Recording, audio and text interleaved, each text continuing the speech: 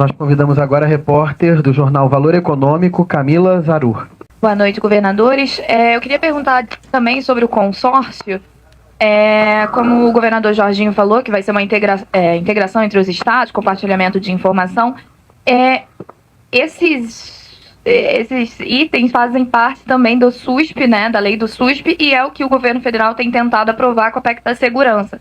Os governadores foram já muito resistentes a essa proposta. Se não me engano, o governador Caiado, eu queria direcionar essa pergunta para o senhor, já falou bastante sobre isso. O que difere o consórcio da paz, da PEC da segurança e da integração dos estados que o SUSP prevê? Qual que é a diferença? Eu queria entender melhor isso.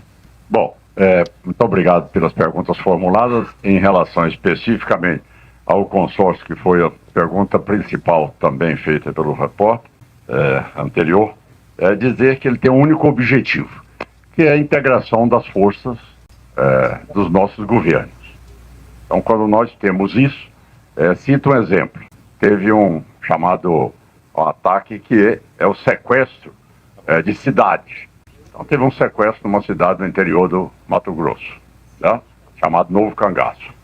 Em 2 minutos, estava mobilizado a polícia do Mato Grosso do Sul, de Goiás, do Tocantins e do Pará. Então, foi feito o cerco com todas elas. Isso, então, dá o sentimento de que você tem uma operação interligada e não é a fronteira que vai limitar a ação do nosso policial. Segundo lugar, é a troca de informação. Lógico que nós trabalhamos, como, por exemplo, no começo do governo, me preocupei em avançar, em poder formar 1000 homens na inteligência. E, a partir dali, passei a ter a capacidade de antecipar o crime. Com isso, nunca tivemos um assalto a banco, nunca mais tivemos um assalto a carro forte, nunca mais tivemos um sequestro, nunca mais tivemos um novo cangaço, nunca mais tivemos uma invasão de terra.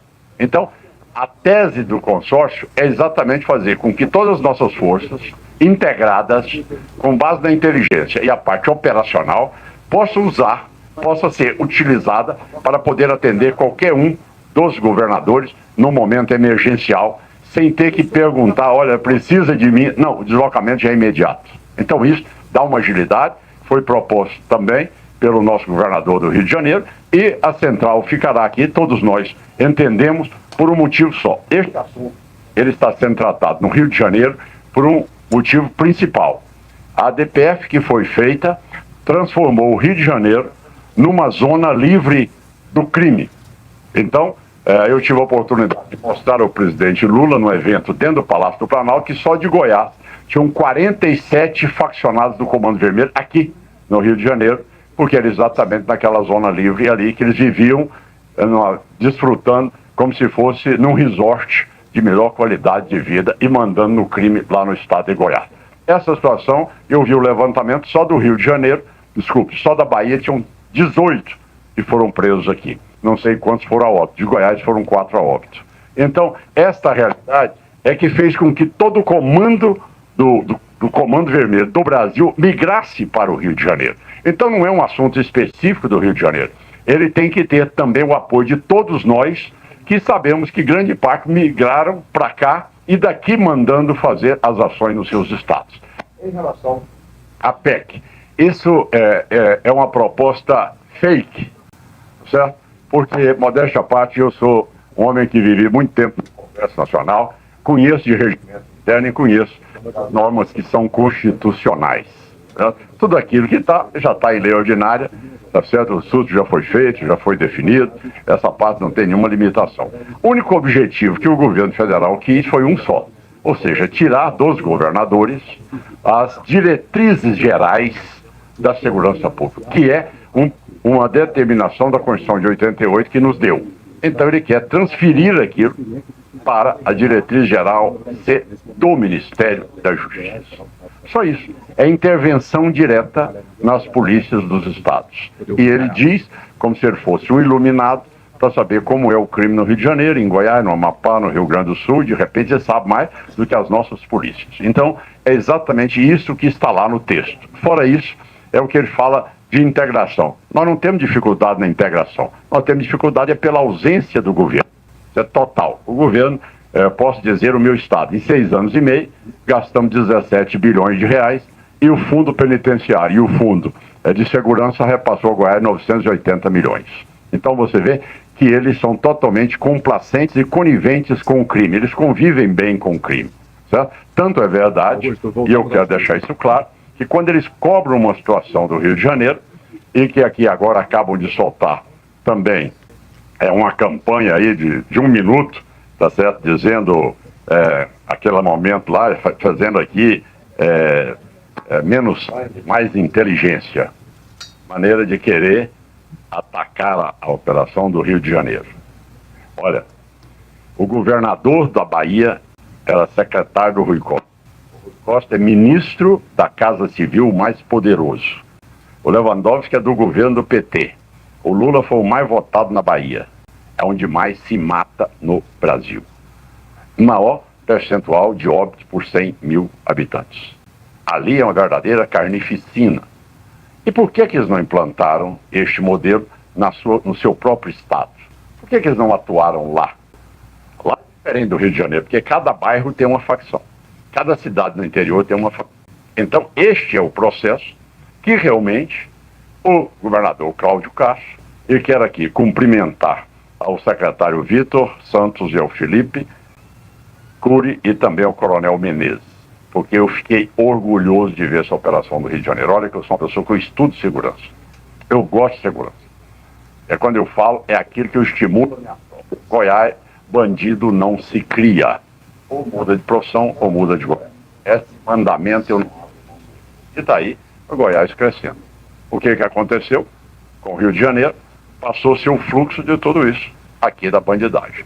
Então, a ação feita é uma ação de uma capacidade, de uma inteligência ímpar a toda a tropa.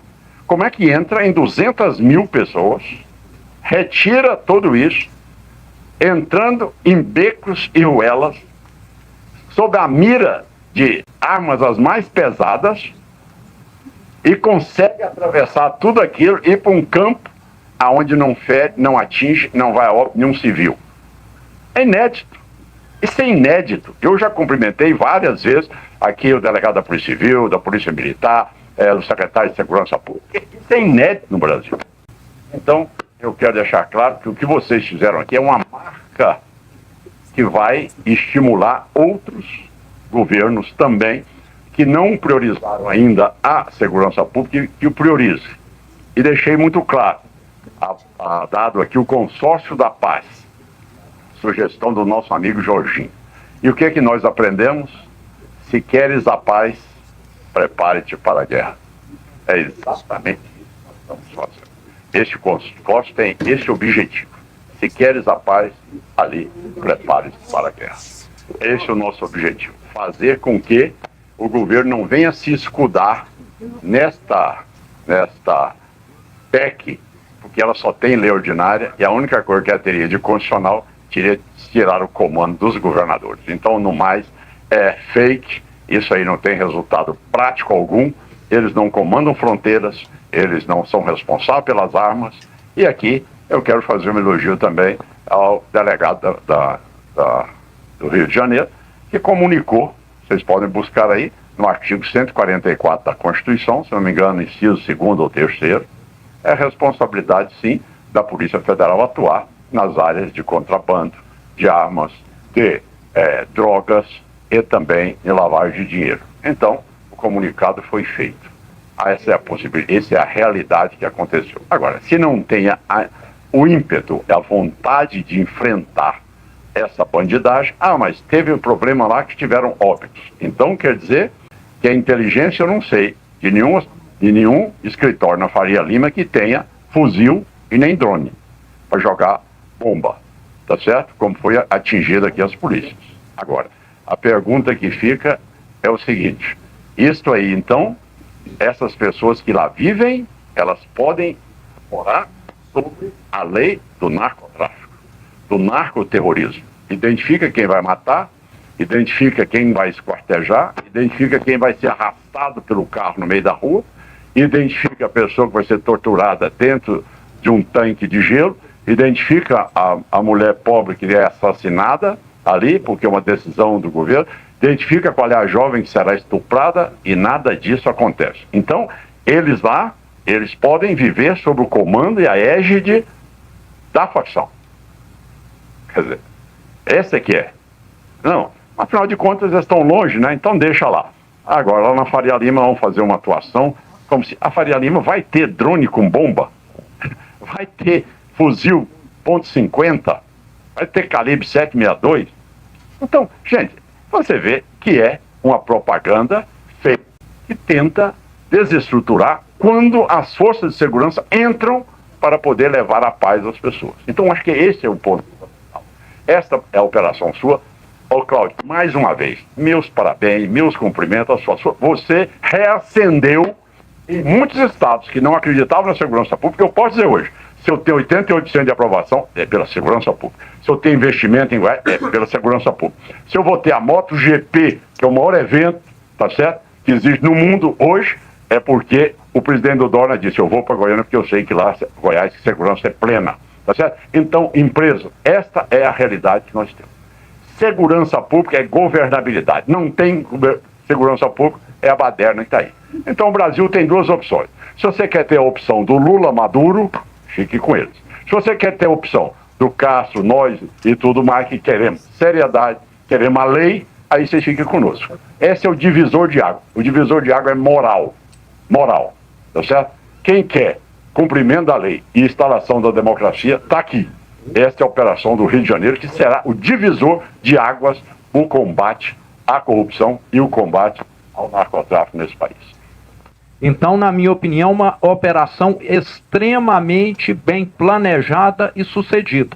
Então, venho aqui para reconhecer todo esse trabalho que as forças de segurança do Rio de Janeiro fizeram sem apoio do governo federal, que deveria ter tido. Parece que é um governo que insiste em não combater a criminalidade, insiste em não caracterizar essas organizações e facções criminosas como terroristas. Quem ocupa espaço é terrorista. Se um país invadir o Brasil, nós vamos ficar aqui aplaudindo, falar que não há invasão, que não é um atentado à soberania do Brasil. Essas facções hoje, nós sabemos, controlam território, colocam barricadas, incendeiam ônibus, têm armamentos privativos somente das Forças Armadas, extorquem a população. 1/3 já dos brasileiros praticamente vivem sob domínio das facções criminosas que fazem extorsão. Cobram mais por água, por energia, por internet, por gelo, por outros serviços aí. Esses que ganham dinheiro sem trabalhar, sem pagar impostos, é que deveriam ser procurados pelo governo federal. E não quem está trabalhando, quem está investindo, quem está gerando emprego. Esses é que deveriam realmente estar sendo enquadrados. O Brasil, infelizmente, me parece, virou o paraíso dos criminosos, né? E o inferno das pessoas de bem. Então, hoje, quem é de bem no Brasil é quem fica recluso em casa. O Brasil é o campeão mundial dos homicídios. É o campeão mundial das pessoas inocentes assassinadas. E temos um presidente que vai lá fora tentar negociar a paz em guerra da Ucrânia e deixa aqui 44 mil brasileiros morrendo por ano. O Brasil é o campeão mundial dos carros blindados. Será que isso não é suficiente para deixar claro o nosso problema aqui? O que me parece é que nós acostumamos com isso e passamos a encarar isso com naturalidade. E não é natural. Estou aqui hoje porque acredito nesse tipo de trabalho que o governador Cláudio Castro está conduzindo e toda a força aqui de segurança do Rio de Janeiro também. E crime organizado é ideologia, tem música, é só procurar, tem filme, tem estilo de moda, tem estilo de vida, o que atrai cada vez mais jovens. E falam que não há aí uma questão que caracterize essas facções como ideológicas. É um estilo hoje, principalmente em grandes centros urbanos como Rio de Janeiro e São Paulo. Então é necessário nós termos uma visão mais crítica, sabermos que segurança pública é um trabalho do Estado. Não podemos criminalizar o trabalho das forças de segurança como tem acontecido no Brasil. ser policial hoje, ser um agente da lei, é enfrentar um pesadelo com a justiça. Qualquer coisa que ele faz, ele vai ter de responder um processo. E o criminoso está aí, leve, livre e solto, atuando sem nenhuma consequência. Será que é esse o país que nós queremos, que vai dar certo, que está fazendo justiça? Tenho certeza que não. Para encerrarmos, então, convido agora a repórter Daniela Morim, do Estadão. Governadores, então fico aqui, Daniela Morim. Oi, foi não. Boa noite. Foi mencionado que os senhores poderiam chegar a uma conclusão hoje de pontos em comum para sugerir alteração no texto da PEC de segurança. Eu queria saber se vocês chegaram a essa conclusão, de quais os pontos que vocês levariam e se já tem alguma previsão de vocês levarem, então, para esse texto para o relator. Olha, realmente nós estou dizendo, o governo de Goiás apresentou uma sugestão. Nos dê acesso ao COAF, em primeiro lugar. Nós não temos. Então, segundo, realmente o governo federal possa responder pela parte que é dele de tráfico de drogas, contrabando de armas e lavagem de dinheiro. Terceiro lugar, que tenhamos pelo menos o financiamento de todas essas acréscimos de celas nas penitenciárias. Eu quero aqui cumprimentar a Maria Rosa aqui, a administração do sistema penitenciário. O dia que eu acabei com visita íntima de faccionados e que as operações também consulta com o advogado foram gravadas, a criminalidade em Goiás despencou, certo? Então, também que repasse aquilo que foi dado, a prerrogativa de nós, estados, podemos também avançar em crimes que são característicos nossos.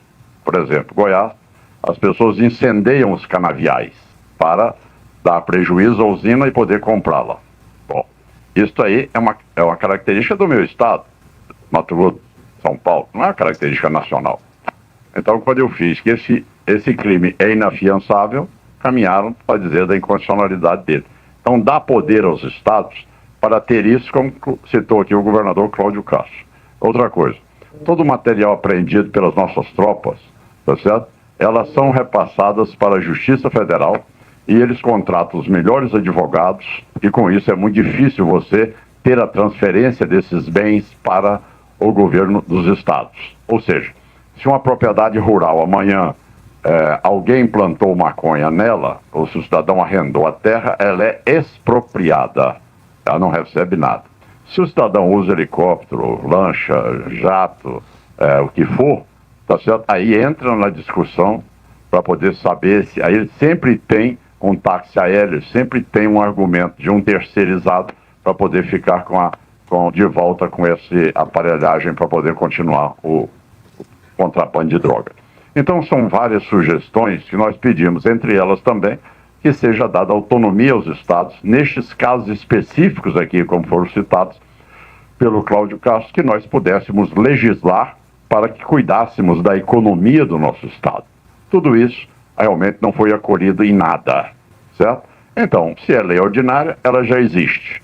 O único assunto que tem, Cláudio, que existe do ponto de vista constitucional, a única revogação que tem é este fato. Então, não é que nós podemos aceitar que ela seja aprovada. Vamos lá. Porque se eu aceitar que ela possa ser aprovada com o texto original do Ministério, ele vai excluir a única prerrogativa que os estados têm, de definir diretrizes gerais de segurança pública. Então, aí sim, é um tiro na gestão dos nossos estados. Então, eu quero, neste momento, dizer que as nossas ações, a partir de agora, elas serão, acredito eu, num primeiro momento, e desejo encaminhar na área da inteligência para que a gente possa a integrar nossas informações neste primeiro momento e, no momento em que também achar necessário, é lógico que os nossos policiais não têm a aptidão e nem o preparo que têm os policiais do Rio de Janeiro, mas são bons alunos e aprendem rapidamente, tá certo? Então, quer dizer, vocês têm um tipo aqui de geografia, de estrutura habitacional que é totalmente diferente da nossa no estado de Goiás. Mas não é por isso que nós não estaremos aqui com as nossas forças de segurança nos momentos necessários. Então fica o governador e o secretário com total liberdade. E acho que a inteligência, eu gostaria, presidente, ou governador, que Goiás pudesse participar da área da inteligência, da convergência dos dados, e até porque Goiás tem uma presença forte, porque lá eles realmente, ao ditado lá, bandido não se cria, então eles tiveram que mudar para os lugares protegidos por uma DPF, que deu aqui um conforto para eles, mas que a polícia aqui está agindo com muita competência.